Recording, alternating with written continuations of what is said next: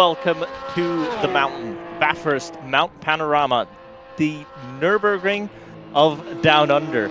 A tight and twisty, well, it is a street course at the end of the day, so a little bit different than the Nürburgring, but so tight and twisty, and, well, definitely one of the most difficult tracks from all around the world. And to add a little bit more spice for our Summer Time Attack Championship finalists, we're also running in the dark in the Porsche Cup cars.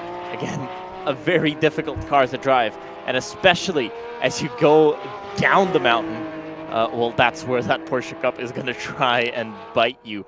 It is an incredible racetrack and an incredible car to cap off this great championship on the World Sim Series Network. Joining me, as always tonight, is Laurinas. Hi, Gustas, and good evening, everyone.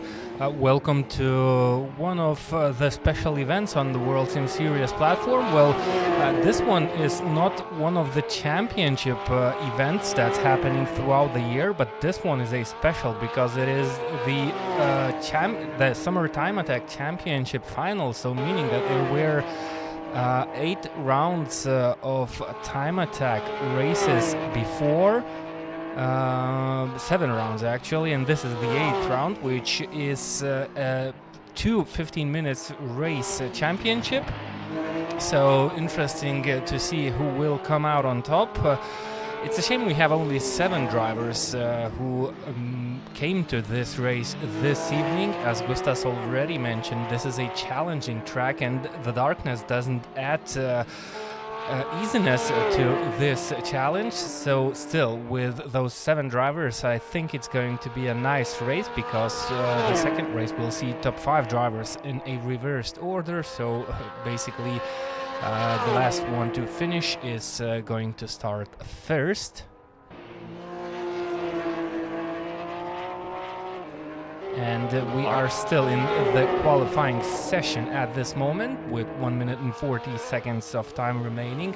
Currently, no surprise, Jan Nems is in the lead, but only by 1.5 tenths against Matas Mendeles. Of course, it's still not the end of the session, and Jan Nems just crossed the line and put in a half a second faster lap time on the board. So this is the time to beat for all the remaining rivals. Is about to cross the line. I believe it's going to be quite difficult to navigate for me on this circuit during this black night. Basically, you can see only the parts of the track where the headlights of the cars are highlighting, and a little bit of off-track objects, but not a lot of light here around this racetrack, so it's definitely not going to be easy for the drivers in this race.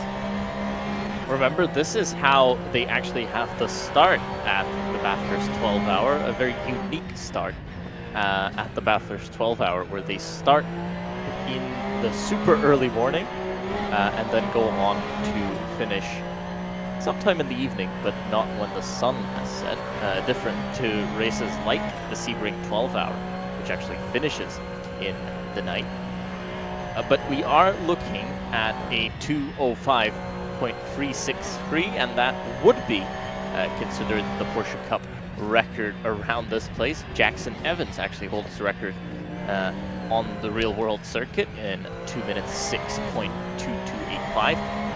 These are the circuits where the biggest difference between real life lap times and simulator lap times are. Even though the tracks are pinpoint accurate, you do have a little bit more bravery on the sim, and a little bit less risk if you touch any of the walls around here at Mount Panorama, and it is a difficult place when you look at any race happening, whether the Bathurst 1000 or the Bathurst 12 hour. You can see that small mistakes can end your race very easily.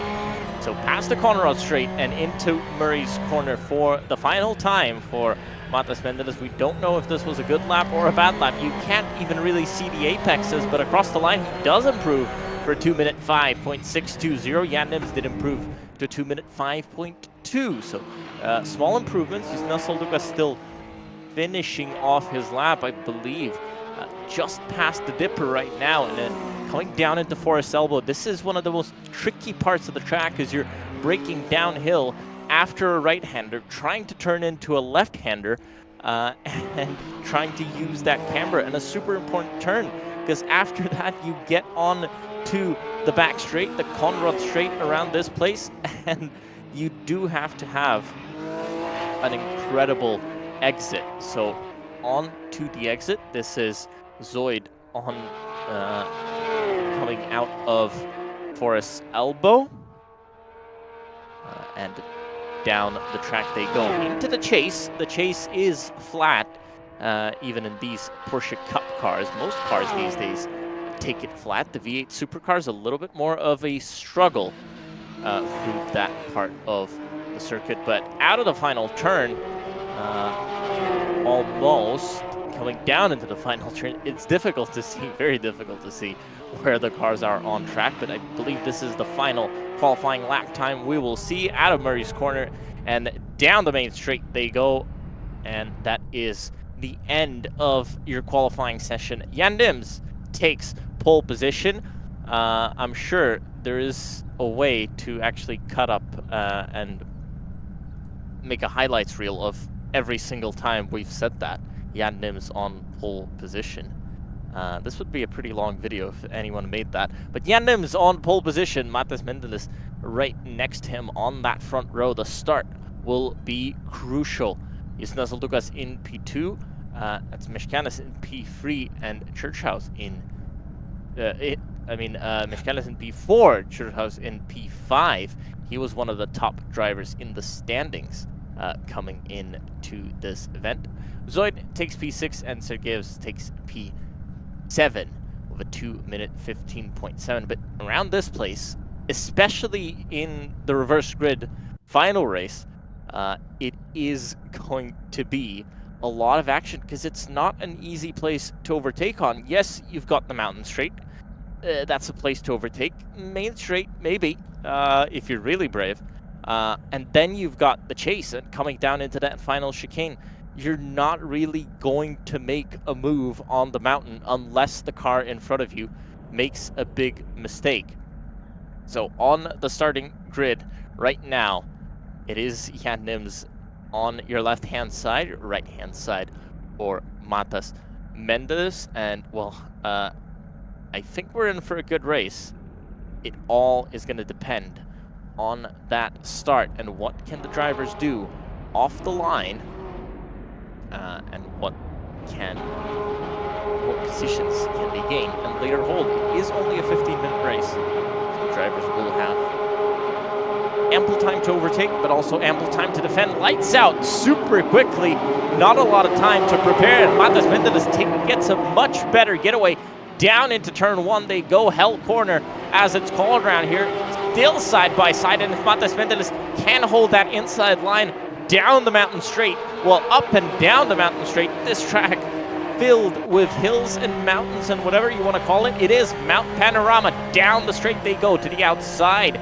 Now is the try for Matas Mendelis, but he does look to have backed out of that move and going to slot in behind Jan Nims. Now going to try and put the pressure on him all the way up the track to see what can be done, what can be done into the cutting as well.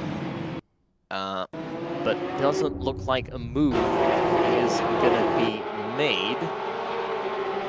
Well, Jan Nims covers that off beautifully, even though he missed the apex of the first corner, but he actually held off, the apex of into the second corner, which was the quarry corner, well, both drivers were trying to get on the brakes as late as possible on those cold tires. Still, Jan Nims is quite an experienced driver, though he faces quite a nice competition this evening from Matas Mendelis. It's going to be interesting to see how Matas will cope with the 15 minutes race, and if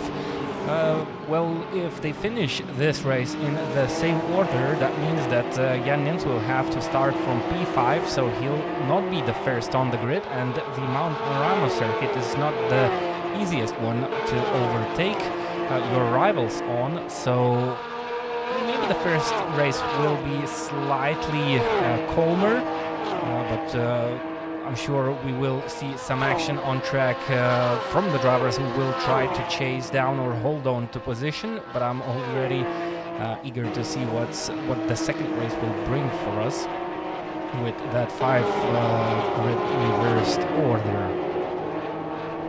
Mendel is still holding on, 0.5 of a second. You really can get the gap down those super long straights using the slipstream of the car in front, as long as you can stay close to him, as long as you can put pressure.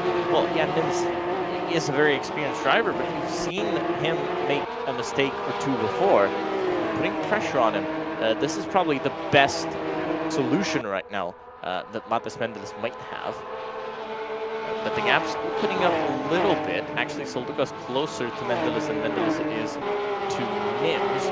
Churchhouse, another one of the drivers that have a chance of actually taking the championship today. But down in P5, that's going to be difficult to get done. I believe everybody's kind of cleanly. So Gibbs has the biggest gap. He's 5 seconds off even Zoid in P6, but everybody else coming through cleanly. Obviously not the biggest grid Bathurst has ever seen. Still, this track can throw up a challenge, even if you're driving it solo, let alone having other Porsche Cup cars around you. Yeah, Nims getting the gap up as he comes up the mountain, so all the way up to, well, I would say Skyline. That's where you go up the mountain. There's a little bit of a dip in McPhillamy Park, but essentially up to Skyline, you go up, and it's a more gradual up than once you drop down the S's through there, super close to the walls. That's how you make your lap time. On a normal circuit, you'd be running as close to the white line as you can. Well, here, the white line is the wall, so the closer you can get to the wall, the faster you can go, and the more you can utilize the track. Through the final chicane they come. This is Churchhouse trying to get closer to Matas Mendelis, who lost quite a bit of... No, that's Meshkalis, I'm sorry. It's a very small screen I'm looking through. Yeah, it was Churchhouse chasing down Karolis Meshkalis. Mendelis just made a bigger gap, well, opened up the gap to Justinas Soldukas. I think Justinas made a small mistake towards the end of the previous lap. And Matas Mendelis still holding strong to that back end of the Porsche of Jan Nims. I'm pretty sure Jan Nims is calm and relaxed. He's quite used to leading the pack and having those even small gaps really nicely controlled. But Matas Mendelis is on fire this evening, and I think he's the man on the mission to try and put as much pressure as possible to the shoulders of Jan Nims. So this is an interesting battle to watch. I'm pretty sure Jan Nims has all in his hands and is capable to cover off any attempts of Matas Mendelis. The closest battle on track right now is between Karolis Meshkalis and Churchhouse. The gap is down to 0.5 of a second. I think Karolis Meshkalis is feeling quite a lot of pressure from his rival. And I'm not sure if Karolis has as much experience as Jan Nims does by leading a car and not making mistakes. So Churchhouse is kind of on a move to try and get that 4th position out of the hands of Karolis Meshkalis. Of course, the driver who will finish 5th in this race will start 1st in the second one. So maybe the chances are better to have a good race from starting from pole position. 2 minutes 5.7 was the previous lap time by Jan Nims, 2 minutes 6.2 by Matas Mendelis. It was only 2 minutes 7.1, matching the lap time of Karolis Meshkalis, who is being chased down by Churchhouse. Both of them seem to be glued together, the gap staying at 0.5 of a second. Looks not to be changing. Sergeyev's already down the field. He's 30 seconds behind Jan Nims, and be that slow, there's a possibility that we will see some cars being lapped, even though we have a 7 drivers grid at this moment. And Nims 205.1, so quicker than he was in qualifying. So definitely he's not relaxing at the front. I'm sure he is relaxed, but it's not like he's not pushing there at the front. And it looks like he's gaining most of his lap time up the mountain. While down the mountain, Matas Mendeles can hold on.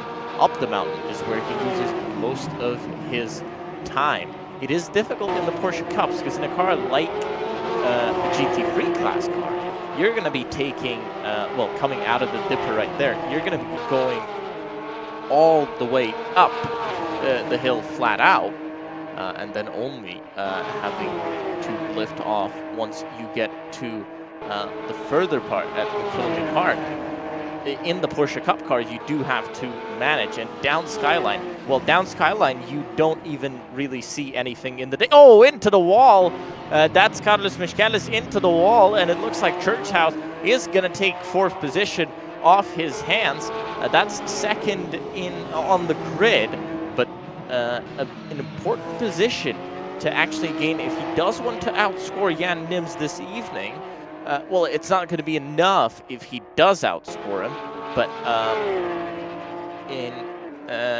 it's not going to be enough if he outscores him by 1 spot. But if Jan Nims is going to be relegated to 5th and is going to stay there, which I don't believe is going to happen in the second race, but if it does happen, well, Church House is the man on the mission to actually outscore Jan Nims this evening. Jan Nims extending his gap bit by bit.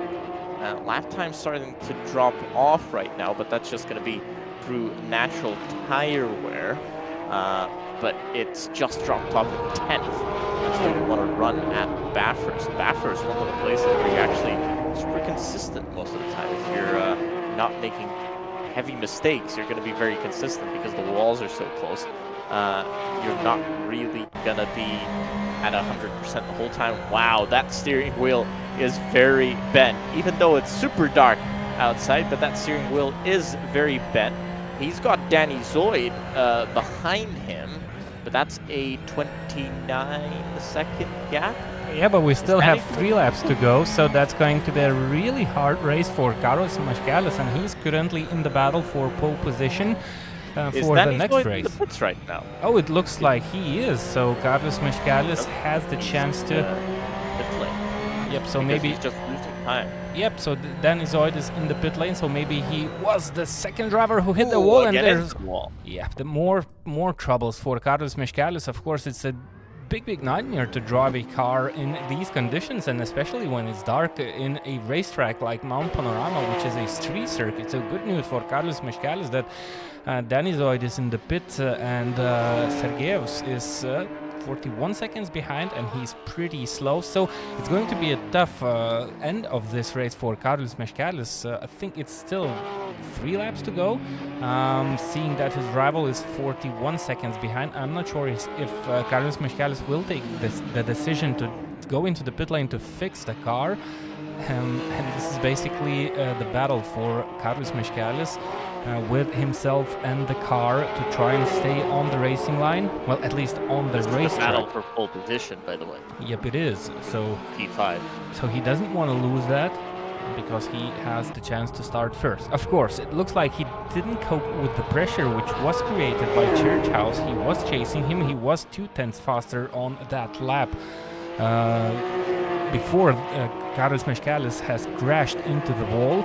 So, well, the pressure was high, and it looks like Carlos Michaelis didn't hold up with that much nicely. 2 minutes 4.9, the previous lap time by Jan Nims, so he's going quicker and quicker, and that's 1.2 seconds faster than the previous lap time by Matas Mendeles. So nothing changes here. In the battle for the lead, Jan Nims still holding strong and kind of being able to take out those cars from his pocket. Let's just hit the wall. Did he? I think he hit it again. It looks like he hit it twice, because his pace dropped off quite a bit into the 2-minute 6s. Lucas did drop pace as well. Something very interesting about Danny Zoid, that he is the 5th ranked driver on World Sim Series, so interesting that he's struggling this evening. A fixed setup rate. Oh, big snap. That's normal in a Porsche Cup car heading down the mountain through those mountain messes. In Skyline, the car gets so light. But actually, is that... Yes, he is also running a car that's...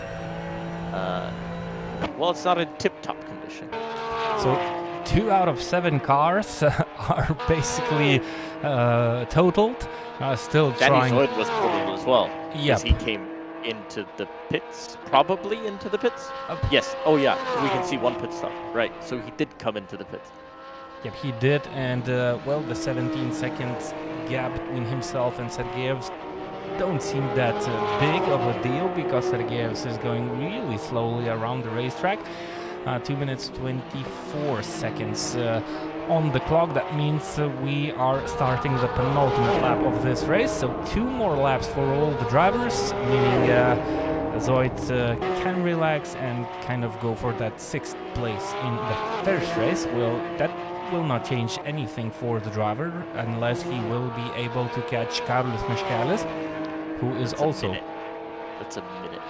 Yeah, it is, but Carlos Miškelis is still struggling, so he has to drop that pace He's down. driving 2 minutes 18 last time round. Yeah, which is 2 minutes 10, so it's basically race pace. Not the speed you would catch someone when you need to catch a minute in 2 laps, over a minute 10 in 2 laps. Yep, so Danny Zoid is just chasing down Sergeyev's, while Jennings continues to pursue his pace around the Australian street circuit, Mount Panorama, in the dark conditions. Out of the 7 drivers, he's one of the fastest. This is the Summer Time Attack Championship final, and the first time the drivers get the chance to meet on the racetrack. They were battling each other, but in solo conditions. It was a Time Attack championship, so the drivers will had to be the best of themselves, running around the track with no rivals. And this is a different scenario for most of them, and they have to race each other. And for the likes like Carlos Miškelis, it didn't go too well in this first race. Well, he lost only 1 position.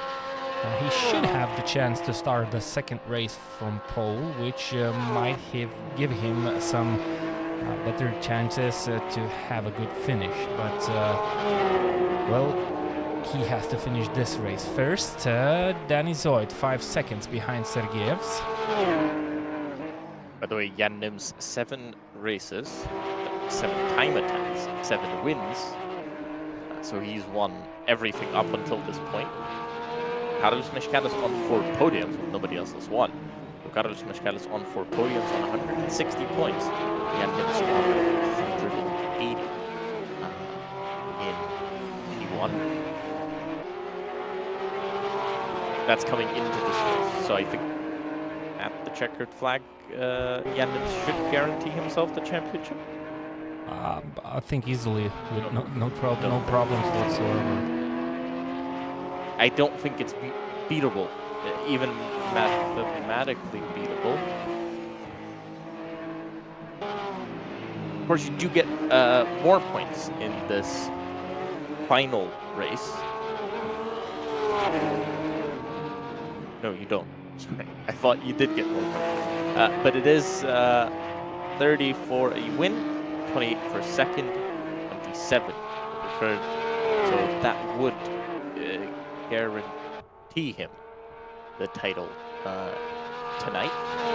He actually came in with 7 drivers registered. He guaranteed himself the title already. If he just finishes the race, that's enough for him to become champion. This is so Danny Zoid has gotten past Sergeyev's. Wasn't too difficult considering their pace differential of over 10 seconds a lap. So I think the main battle now is for P2 in the overall standings between Matas Mendelis, who's currently 4th, Churchhouse, who's currently 3rd, and Carlos Miškelis, who is currently 2nd. All of them are pretty tightly together. Matas Mendelis on 141 points, Church House on 151 points, while Carlos Meškelis came with a 160 point back in his account. Jan Nims, by the way, just won the race. How many times have we said that as well? Quite a lot. Mendeles finished second, Saldukas third. Did Saldukas finish third? No, I think Saldukas just made a mistake and Church House just finished third. Saldukas fourth. That's a game changer actually, and that's the best news for Church House that he could possibly have hoped for. A 2-minute 18 last lap. That is very slow. On the final lap, Justinas Saldukas just made a crucial mistake. What about Carlos Meškelis? Oh, he did he finish? Yep, he did finish fifth. Yes, because the line is before. The line is. It's a little bit earlier, yeah, than the starting line.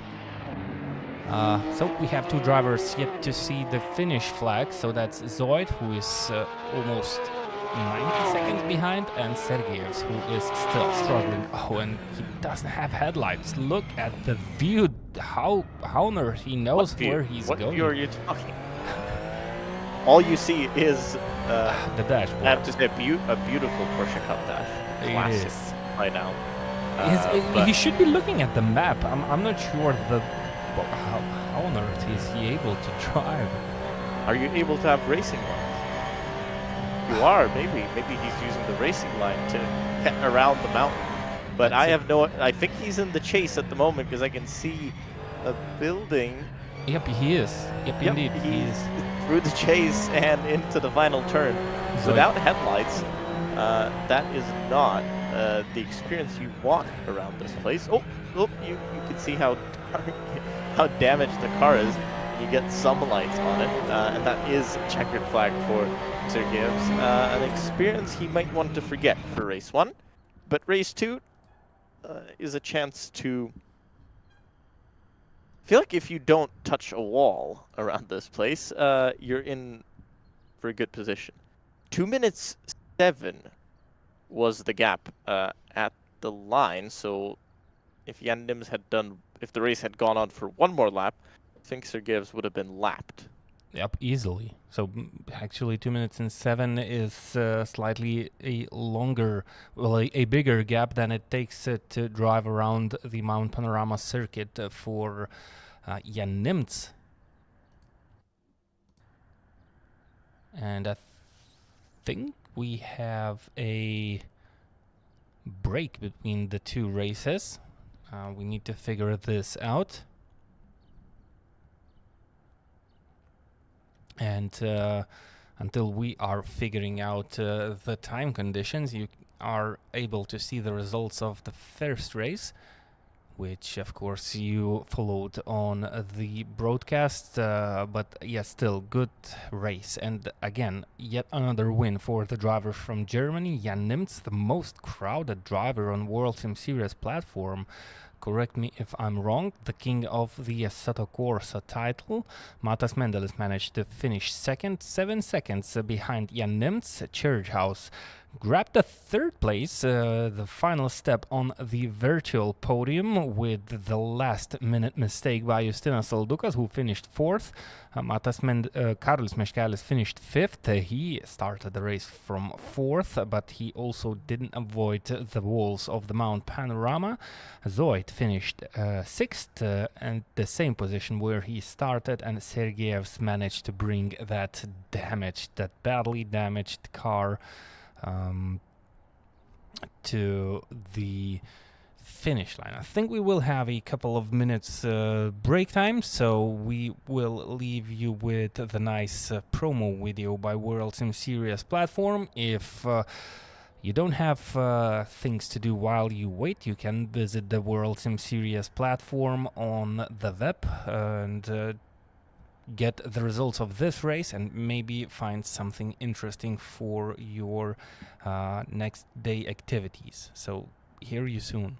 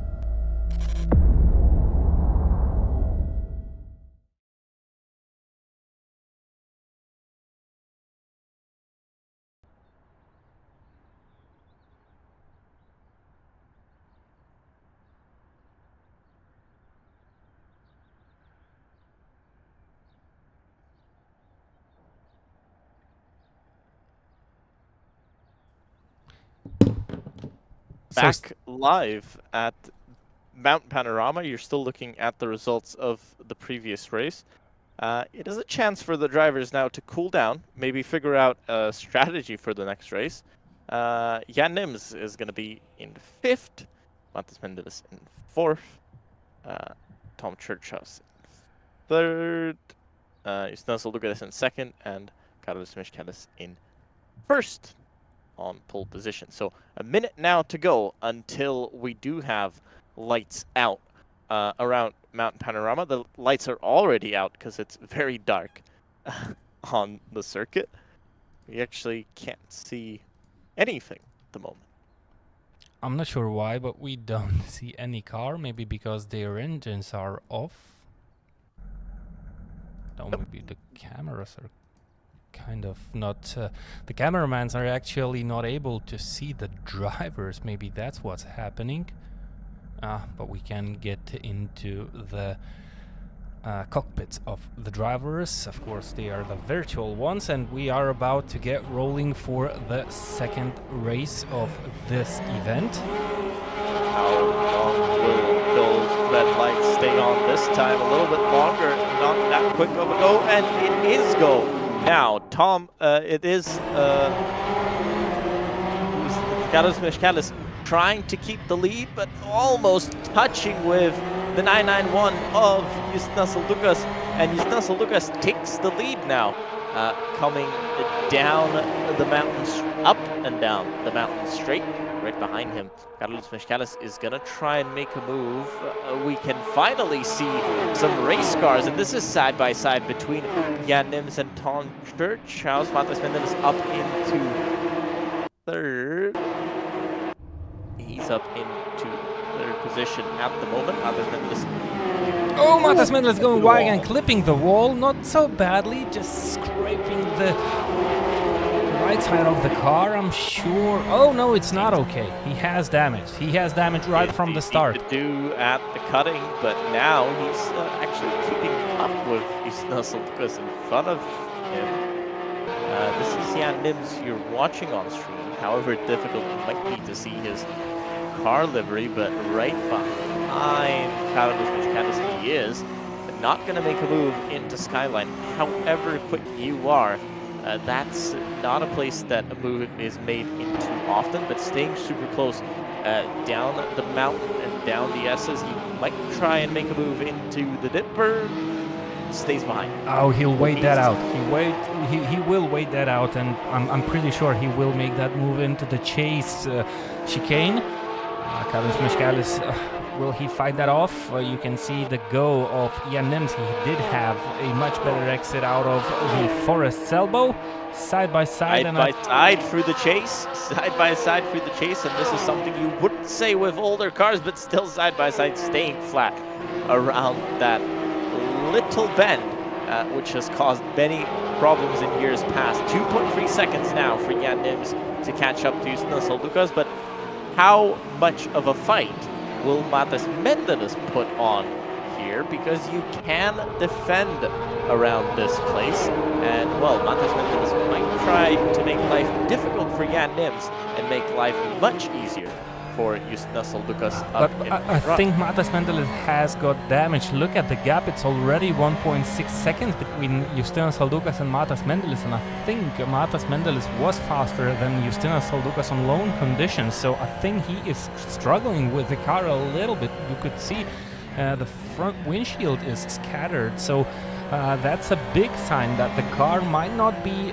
handling as good as it does when it's not damaged, and I think his wheel is looking slightly to the left side, and he's struggling with those left-hand corners, and he clipped the wall again, and it's not going to be a hard task for Jan Nims. He's already all over the back of the Porsche of Matas Mendelis, so it's only a question of time. Holding him up all the way up the mountain, and he's going to hold him up all the way down the mountain, because, well, you're not going to make a move into Skyline as was last time. So now Matas Mendelis can try to hold up Jan Nims. Missing all those apexes. Matas Mendelis is definitely struggling with those left-hand corners. He's trying to put everything he has into the wheel of that Porsche. Oh, Down Jan the Nims. inside, Jan Nims tries, and he's going to be right on the back of Matas Mendeles, a straight so long that you don't want to make a move too early. But Jan Nims doesn't have any other choice. Will Matas Mendeles try to fight back into the chicane, because he's going to get back into the slipstream? 0.2 of a second is the gap between these two at the moment. He's too far away to make a move, and that is battle done with the car having so much damage. Actually, he's going to have pressure from Carlos Meškelis behind him. So this is a different story for Carlos Meškelis. The last race he was trying to hold off Church House and he was feeling pressured. Now he's the one who's chasing down another car, and seeing a driver struggling in front of you kind of motivates you a little bit more to hit all those apexes and get that move done. It's definitely easier to chase someone down rather than to being chased down. So I'm wondering how Carlos Meškelis will perform on this second race, because this is a battle for P3, and remember, there is a big battle in the championship between Matas Mendeles, Carlos Meškelis and Church House, and all of the drivers are kind of close to each other in this second race. Church House is only 2 seconds behind. 1.4 seconds behind Jan Nims already. Oh, and look, he's struggling for grip, especially in those left-hand corners. It looks like the car just doesn't want to turn, and he's not willing to slow down a little bit more and just not to lose that pace. And it's really awful situation for a driver who knows that he can be fast, but a car is slightly damaged and he has to figure something out. It looks like he managed to complete this section pretty nicely. Church House is kind of on the move too. The gap is down to 1.9 seconds between himself and Carlos Meškelis. So this is a nice battle building up. Of course, if Carlos Meškelis will have the chance to avoid mistakes that he does right now, and the gap is already down to 1.6 seconds. So Church House is on fire.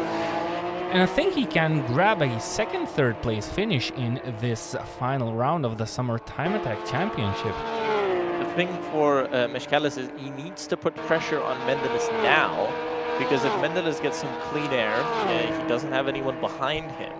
He can try to relax a little bit and understand how broken the car is, where maybe to lose a little bit of pace, so you're quicker all the way around. But this is going to be the challenge for Mendeles. It's going to be very difficult for him. 208.6 last time round. Let's see what he can do this time round. 207.2, 207.5 by Meškelis, 206.8 by Tom Church House, and this is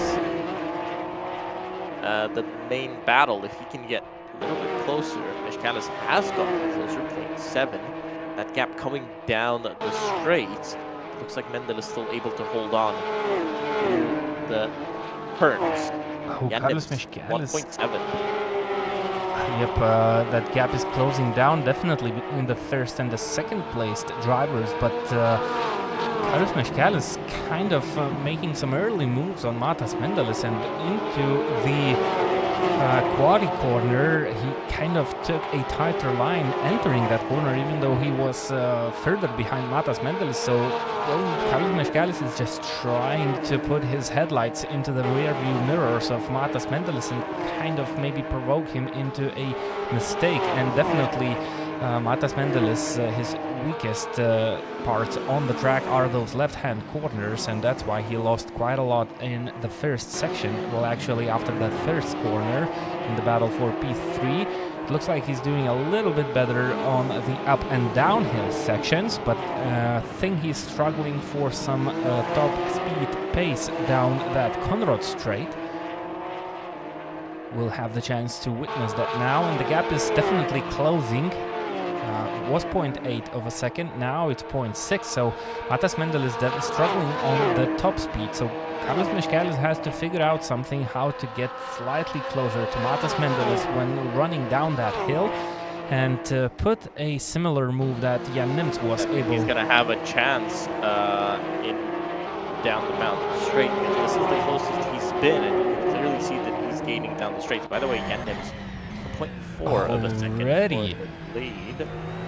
6 minutes to go. We're looking at 4 more laps. Oh, Justinas Lucas off the Oh, racetrack, and there goes the lead. That was easier than I thought it would be for Jan Nims. I was going to say maybe Justinas Lucas can try to do something to hold him off, but that is not happening. Oh, the pressure that Jan Nims... Oh, Jan Nims is trying some games out, and he's flashing the headlights to Justinas Lucas. He says, come on, let's have a real battle. I don't want to take the lead like this. So he gave the position back. Fun, I guess. Yeah, he does. Let's see if he wants to try and make a move somewhere up or down the mountain. He wants to put maybe some fun pressure on him. Mishkalis is still behind. Churchhouse still behind, so no moves made there. It's going to be down the Conrad where Mishkalis might make a move, but he has to stay close.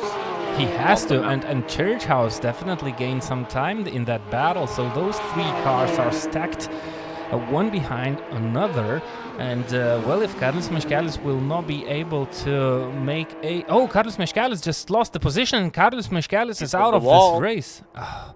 Is he in the wall? He is in the wall, and he's back to the pit lane. Out.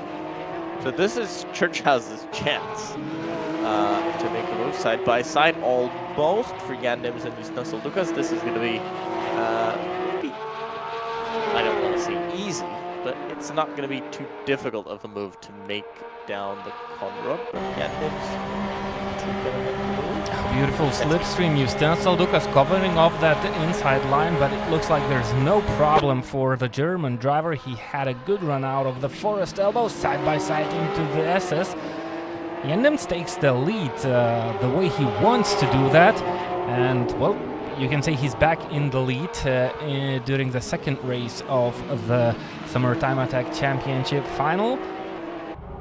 And I think that position will not change till the end of the race. We have 4 minutes remaining. That means we are still 3 laps to go. And there's your second battle. The driver who drives with a damaged car and still holds the 3rd position. That's Matas Mendelis, and Churchhouse is right on his tail. Matas Mendelis was behind Churchhouse before this final round in the championship standings. He was 4th with 141 points. Matas Mendelis covering off the inside line. Look at how much quicker Churchhouse got to the back of him. So a much quicker driver, maybe also a little bit more calm, because Carlos Mishkalis made mistakes. He did. Made a mistake last time as well in race 1. Zoid had 2 pit stops already. No, actually 1 pit stop. Everyone has 1 pit stop. Not sure why, but it looks like Zoid has visited the pit lane at least he once. He visited last time. He visited. Maybe I think it's calculating. Yeah, maybe it's a sum. Because Zoid, well, he's staying on track, and that is enough for him to be 5th at the moment. This is your battle for the final spot on the podium. The double podium for Churchhouse. Yep, and that's a big battle in the overall standings of the championship. Carlos Mishkalis is out of the game. He entered the race with 160 points. He was 10 points ahead of Churchhouse and 19 points ahead of Matas Mendelis, and that would be a big loss. Maybe he will have the chance to finish. Mishkalis won't lose anyway because he's still going to get the points tonight. Yeah, that's the outcome of a few drivers entering this race, and we have a battle between Matas Mendelis and Churchhouse, and that's pretty close. And with 2 laps to go, even though it's quite tight with those 2 laps remaining, but it's still... No, but Jan Nims crossed the line, but... Yep, he did 8 seconds earlier, so that's also pretty close. If Jan Nims runs into a mistake, Churchhouse makes a mistake. That's something you don't want to do when you are in a battle for P3, even though the driver ahead of you has a lot of problems staying on the track. But Matas Mendelis is actually doing a phenomenal job keeping that Porsche with that bent suspension and shattered windshield on the racetrack and still being able to cover off those moves. So I'm pretty sure that's a big drive for Matas Mendelis, and he doesn't want to go those 2 laps anymore. I'm pretty sure he would be totally happy seeing the checkered flag by the end of this lap. He knows that Churchhouse will come back on him with those 2 laps remaining, but he needs to do the job as good as he can. 1.2 seconds. It looks like it's a lot, but with the damaged car, it's basically nothing. Well, it's still a gap. It still does allow the driver to relax a little bit and maybe focus on the racing line a little bit more with the damaged race car, and that's what Matas Mendelis is currently doing. And the gap is still keeping at 1.2 seconds, so good news for Matas Mendelis.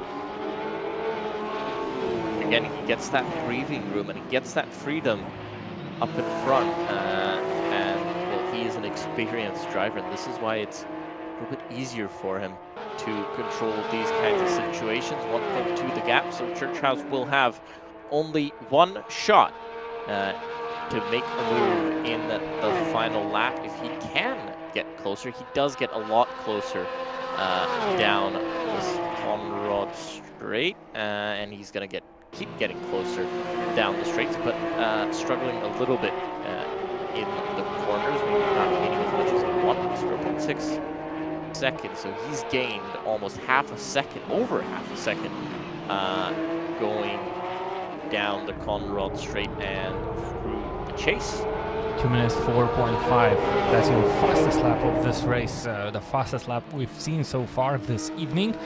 Of course, by the man himself, Jan Nimtz, and down to the final lap between these two, Matas Mendelis and Churchhouse. The gap is back to 0.6 of a second. Churchhouse knows that this is his final chance to try and get that 3rd position away from Matas Mendelis.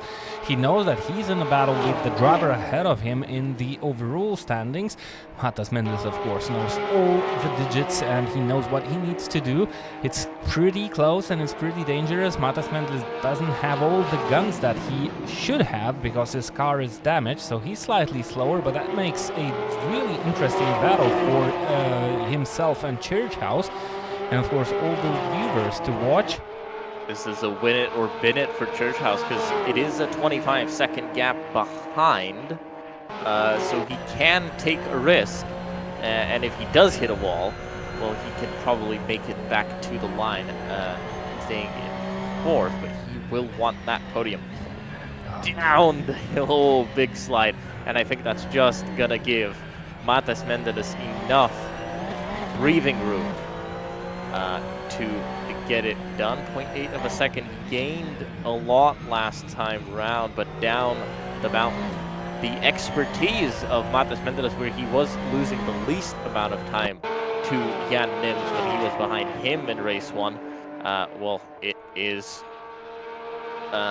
that's how you get your positions, and that's how you stay in front, and he showed that he is still a very quick driver. But Jan Nimtz for race 2 and race 1, he is your winner and takes the Summer Time Attack Championship as well. A flawless championship. 9 races, 9 wins for him. Justinas Lucas finishes in 2nd, and Matas Mendelis is going to take 3rd place across the line ahead of Churchhouse. That loss of time earlier on, I think it was with 2 to go or 3 to go. That's where his race was kind of destroyed. This is Danny Zoid. He's had a very quiet race this time round, and he's going to finish in P5. That is it. He takes the checkered flag to finish 5th, 6th for actually for Carlos Meškelis, even though he's in the pit lane, but Sergeyev's got a disqualification in this race, meaning that Carlos Meškelis, even though he didn't finish the race by himself, he is classified as P6 on the final standings of the 2nd race. Sergeyev's well, got some penalties to his account, and well, he wasn't able to finish off this race by himself. Beautiful race, great driving by Matas Mendelis and Churchhouse in the battle for P3. Jan Nimtz had a flawless race, started from P5, had a couple of good battles, kind of directed one battle for the lead, because he once had the lead from Justinas Saldukas, who made a mistake. Jan Nims decided that he wants to do it the right way on the racetrack, so he let Justinas Saldukas by and then was able to overtake him the way he wanted. Saldukas still managed to finish second in the second race, so good points for Justinas. Matas Mendelis, with that mistake in the first lap, was driving with a damaged car, but he managed to hold all the competition and finish third for some good points in this championship. And in the final race, Churchhouse, well, he didn't have...